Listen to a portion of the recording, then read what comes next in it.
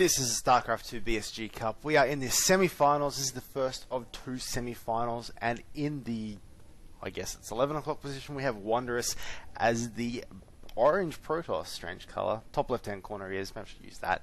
Top right-hand corner we have Flaminflier. Yes, I got your name right for once. He's the purple Protoss player. This is PvP.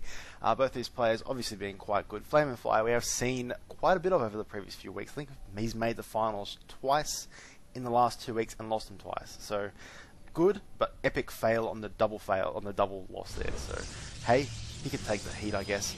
Just the pylons coming down for both players here. We have done quite a lot of PvP, and honestly, if I didn't cast this tournament, I would know nothing about PvP. But now that I have cast this tournament, I feel like I'm an expert on it. That's how much we get.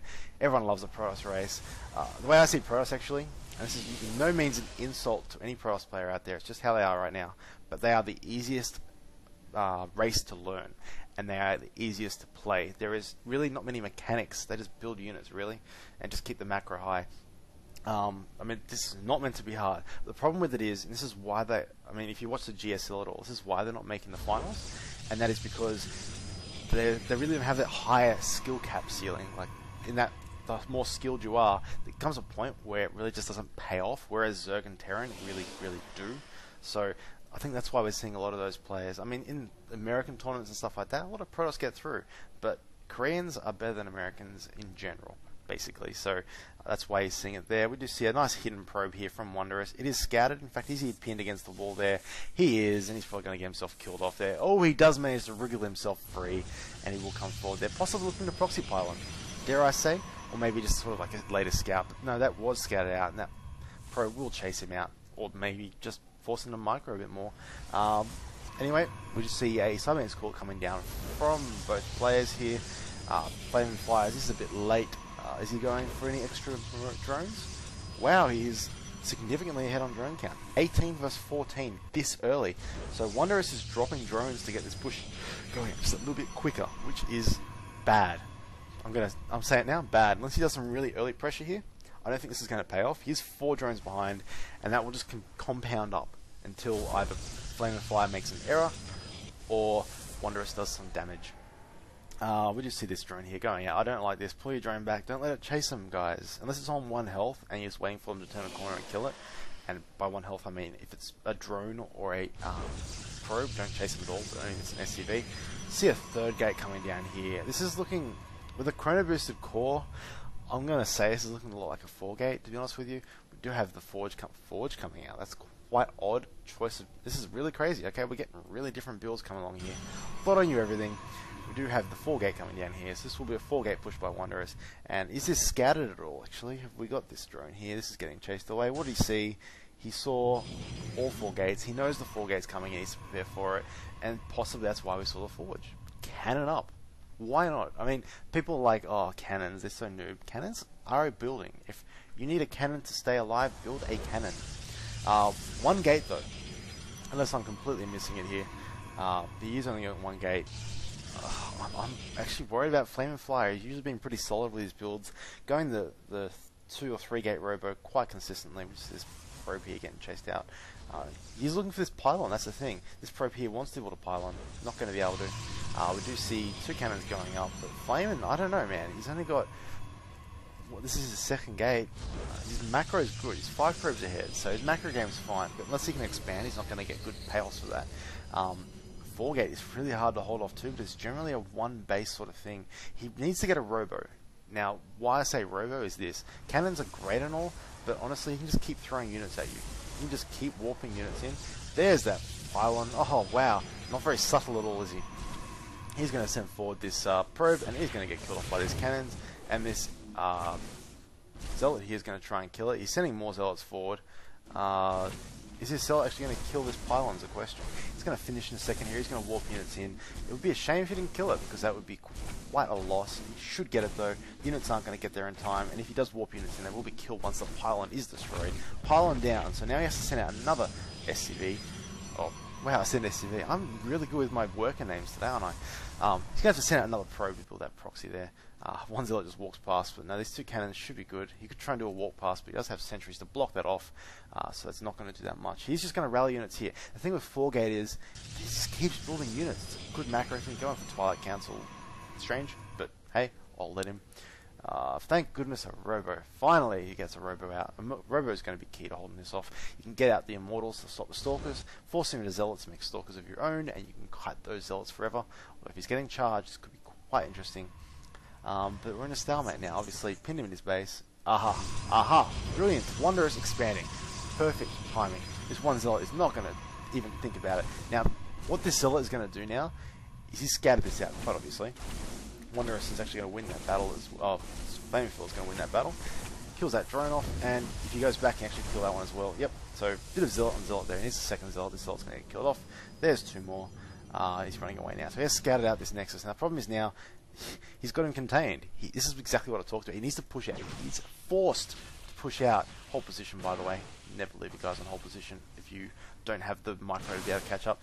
By the way, sentries aren't that good at kiting. But he has to push out of his base because he needs his own expansion because his opponent has expanded. Stopped him from leaving. Oh, I like that. That's nice. And he's going to kill off all these Zealots. Unless, of course, the shields go down a second. He should get at least two more. Gets one. Should get that one. Yeah. And this last one's just going to get chased off. But now he has expanded and he has 4 gates. So obviously he can build a lot of units. This is brilliant. See, Nexus is up. He's contained his opponent. Obviously denied it. These cannons, so the difference is now, these cannons in the forge cost so much that his army is now much bigger, and he is forced to either attack or to... wow, okay. Wow, I'm not watching the minimap at all. Flamin's done a sneaky expand. On a big map like this, that can work. Smaller maps never sneaky expand because honestly, units accidentally walk past your Nexus and it's like, okay. Just checking, income's still open now. It's 32 to 28. Flaminflier still an advantage. He has got 3 gate up now. He's getting a robotics bay. Whoa, 2 robotics facility. He's really planned ahead now. He's got this build going. What production? He's got his Actually, this is quite interesting. I'm just keeping an eye. He's got Twilight Cancel, but he has not used it at all. I'm looking for a DT shrine.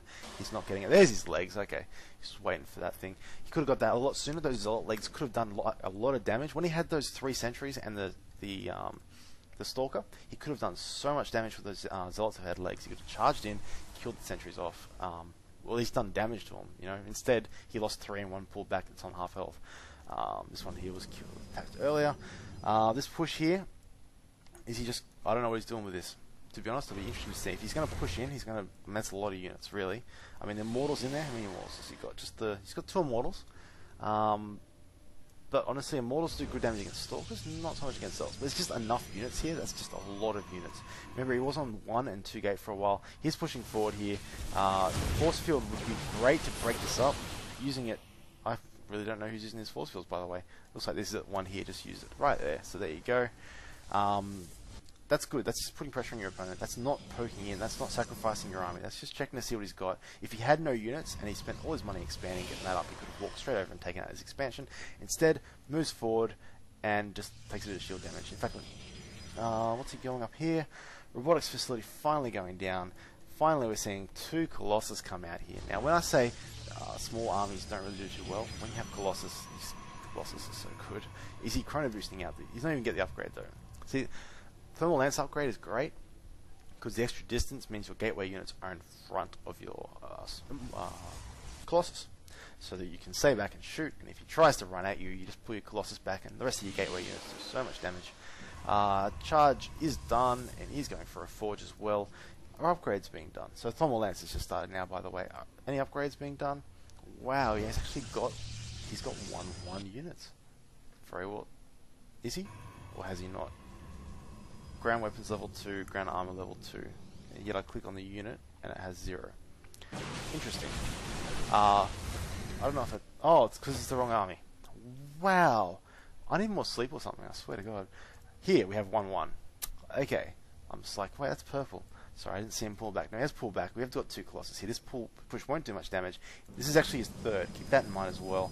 And what it will do is it'll trick his opponent, because he does not know about this at all. But probably should put a cannon there just to be sure, so the observer gets killed when it goes there. But he knows he's just getting his 3rd. Does he actually see that? He doesn't see it at all, but no. So he will push in here. These Colossus will clean this up really, really well. Whoa! That is the kind of force field that you love seeing. Trapping Zealots in there as they try and run away. Now look at this army size. Look at that. That is nothing. He just completely just like a small little push like that, and the force fields from the sentries can just shut it down so well and even gain an advantage. Right now, this army is huge. He could win the game by pushing forward now. There is nothing that he could possibly do to stop this. He has none of his own Colossus out. This should be his robotics bay. No, not even a robotics bay yet. Unless I'm missing this at all.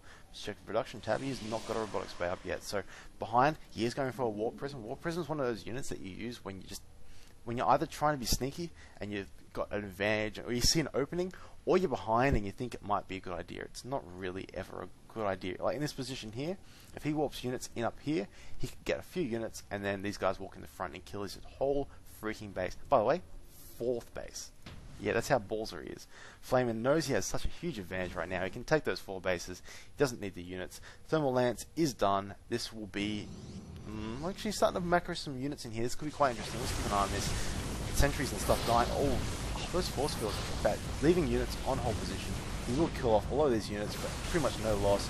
Colossus is just going to completely just sweep along here. Trapping units in there now.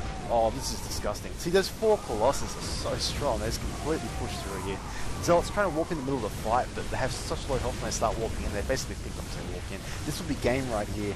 This Warp Prism is not going to do much back here. I mean, honestly, even if you walk in at this point, you're not going to get killed. You're in a base race situation against 5 Colossus, and all he's got to do is warp in a few units back here to counter. But hey, we're just going to watch this little massacre for a bit now. He's going to move into the main. GG, Wonderous does lose the first game. Flaminflier up 1-0 in this best of 3. Well played to him. Stay tuned, and we'll jump into game 2 as soon as possible.